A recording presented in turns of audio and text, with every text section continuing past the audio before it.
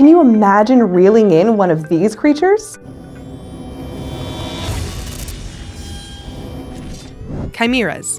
400 million years ago, sharks went right, and chimeras went left, and that's the last time these cartilaginous fishes sat around the same family table together. Since then, they've become genetically separated from sharks and remained isolated ever since.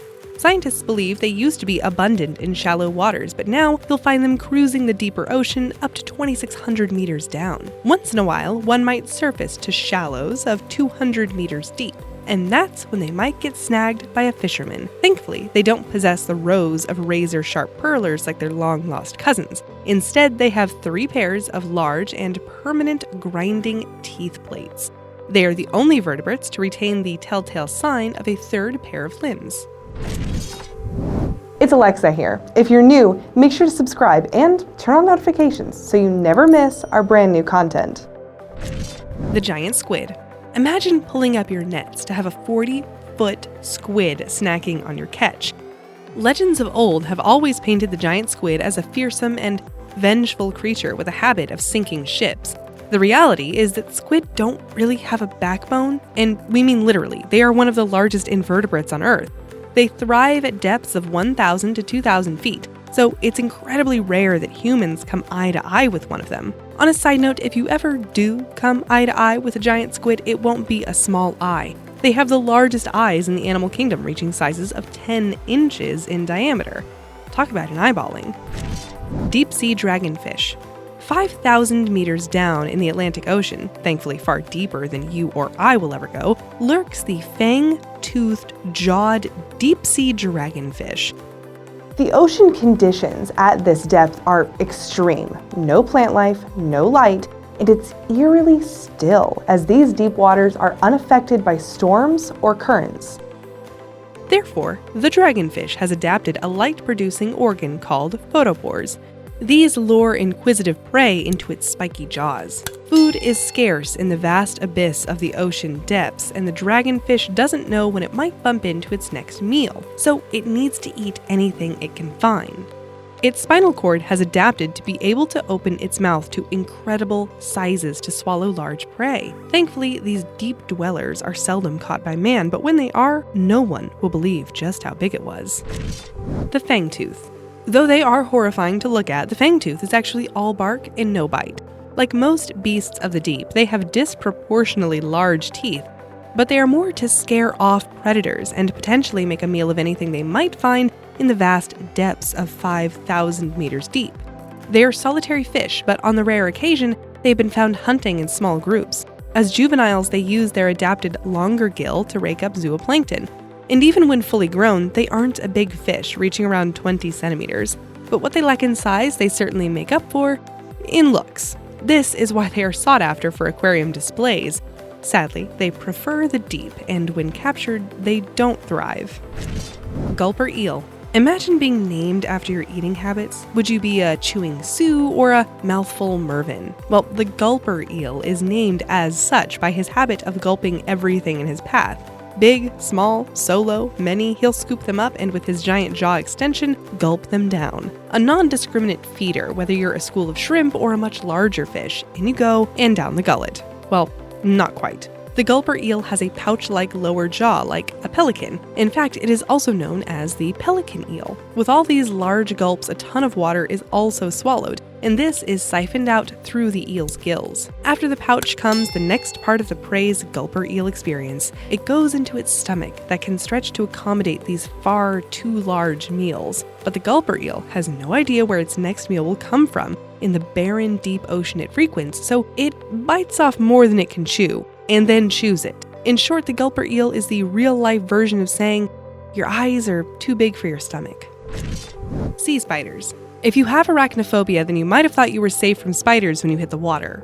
Well, I hate to be the bearer of bad news, but there are 1,300 species of sea spiders already discovered. They dwell from shallow to the deep waters of 7,000 meters. While we are already ruining your day, I should tell you it's not all bad news. The sea spider's leg spans can reach up to 25 centimeters, but the good news is those are the deep sea ones. The shallow water sea spiders you might encounter are far smaller. Slightly bad news. They eat by sucking the insides of their prey out with a proboscis. But the good news, they aren't arachnids, they're marine arthropods. Bad news, they are found in every ocean in the world. Good news? No. Wait, who am I kidding? They're spiders in the sea. I'm canceling swimming. Deep-sea hatchetfish. Deep-sea hatchetfish might give you night terrors. Firstly, it's see-through, and secondly, it glows, so you can see its organs going on inside of it. Then it has the beadiest eyes you've ever seen. You will take back any previous time you said someone had beady eyes when you see these ones. The real standout feature is its mouth of spiny teeth, which it swims with, half open. The expression can only be described as someone saying, blah. Hatchetfish are small and only grow to about 10 centimeters at most. They are found at ocean depths of 50 to 1,500 meters. Red king crabs. If you fished out a red king crab with a leg span of 1.8 meters, you might be forgiven for needing a new pair of pants. This massive crab has a spiny shell. It needs this threatening-looking exterior because it is preyed upon by octopi, fish, and other marine mammals. Even other red king crabs will snack on their own. They themselves aren't hunters by nature. They scavenge dead or decaying organic matter, either animals or plants. The red king crab is an extremely valuable catch. Its taste makes it a popular dish, and it's fished in the northern Pacific Ocean. So far, it's relatively controlled and numbers are not under threat. Sawfish. The sawfish is a member of the shark family that definitely needs to ask the postman for a paternity test, because how you go from a shark-shaped nose to an adaptation that resembles a chainsaw seems a little sketchy to me. Regardless of how it ended up here, the sawfish is quite a catch and a freaky one at that. Its snout, or rather its rostrum, can be up to 30% of its whole body length. It possesses sharp, tooth-like spikes on either side. This is used to poke around in the sandy ocean floor. With tiny pores below it that are adapted to detect the smallest electrical currents that fish and crustaceans emit, it can accurately find prey. It also uses its saw-like nose like a skilled fencer, swiping back and forth to slice their prey while it swims nearby, or to just stun them long enough to swallow them. Sawfish are mostly found in shallow estuaries and even swim up rivers in search of food, but they are strictly classified as marine animals. Monkfish. The monkfish attracts prey with an adapted fleshy bulb above its mouth that glows and lures curious fish closer to take a look. That is when it sucks it into its massive mouth. It has an equally large stomach, so it can make hay while the sun shines and eat to its heart's content. Its stomach is so big, it can eat prey as big as itself. Did I mention it looks like a toad and a fish had a baby? So, needless to say, one of these on the end of the line would be an obvious throwback. Parrotfish. This wild and free living and loving coral dweller deserves a Nobel Prize for all the wonders of its daily living. Firstly, they are a flamboyant family of colorful reef dwellers. They are a big part of what makes scuba diving amazing with their eye-popping colors. They change color at different stages of their lives, from babies to adolescents and again as adults. Each species dresses in different garb, but always wonderful. The second gift they give us is fine white sand.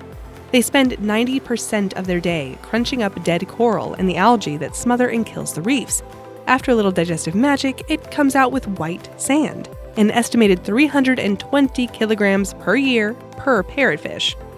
Thirdly, they are sequential hermaphrodites and can change from female to male as they age. Parrotfish mate in harems, so this go-between gender ability helps to keep the numbers even and maximize the species' breeding potential. Catching a parrotfish is a great achievement for many fishermen. Males are the largest of the species, so they are targeted by spearfishing, causing the reproduction scale to be out of kilter among a group. This purple parrotfish was caught with a lure, and after taking pictures, this group of fishermen released it back into the ocean. Okay, so if I'm being honest, the most interesting fish I ever caught was a lake sunfish. What fish would you love to catch? Let me know in the comments below. 1. Coelacanth. The coelacanth is like a living fossil. It's a link between modern times and the Jurassic era. It was found in ancient fossils, and scientists thought it went extinct around 65 million years ago. More of a mystery is that it stopped evolving 400 million years ago and has lived in its current form since then. It has no known relatives remaining on Earth. It's like finding a living dinosaur roaming today.